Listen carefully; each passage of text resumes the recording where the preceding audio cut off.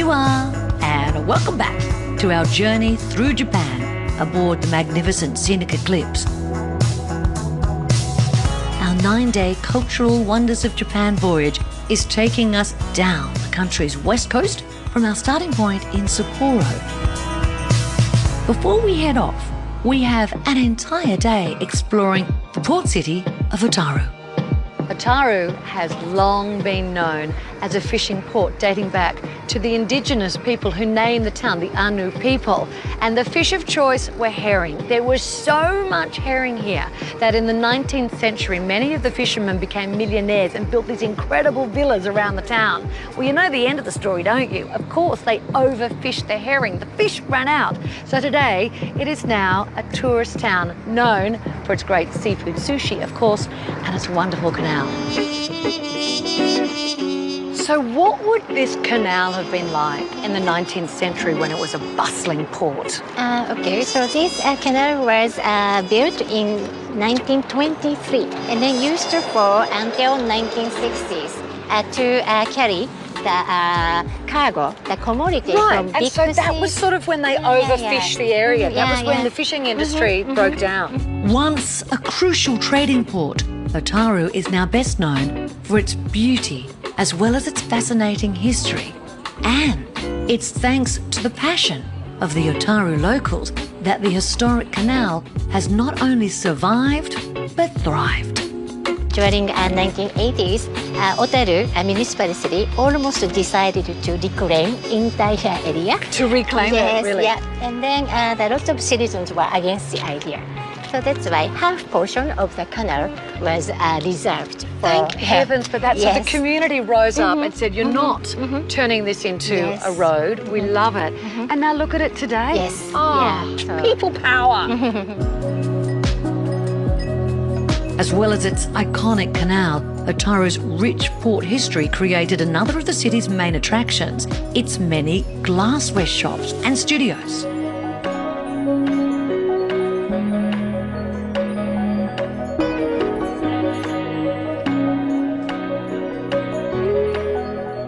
I actually have a collection of these at home. I found them in my local antique store. And this is the town where they were originally made. It's because of that fishing industry. They used to repurpose old sake bottles and make the floats. They also used them as lanterns around the town, in the homes. That was before they had electricity. But don't worry, they've got plenty for us travellers as souvenirs. By the way, this is one store you do not want to wear a backpack. Definitely not. It's not enough for me to just take home a glass souvenir. I'm going to make my own. Now for that, I've got to frock up in protective clothing. Glass blowing is not for the faint-hearted. Okay, blow slowly.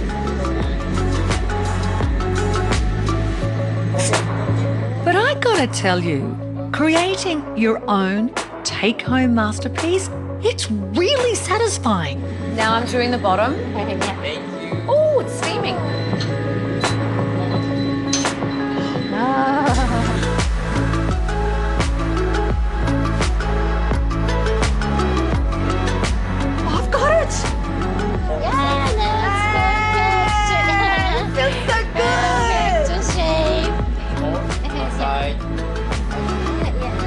Like that? Yes! Woo! Yeah! Arigato! There are still many relics from the city's glory days around Otaru, and this one is a beauty. Well, I suppose this is the house that Herring built. The family made a fortune from fishing, and apparently the 17-year-old daughter inspired all of this. She went to a friend's place and was so in awe. She came back and asked her dad, I want to build something bigger and better. So what you see here is the best of the best. I would have just asked for a pony. Meticulously designed and furnished, Ayama Villa took 40 workers, more than 6 years to complete, and it has been lovingly preserved for over a century. And this wasn't even their main home, is that right? Yeah, this is their second house, just to entertain their guests. in special occasions, and then for the guest to stay overnight. Unbelievable.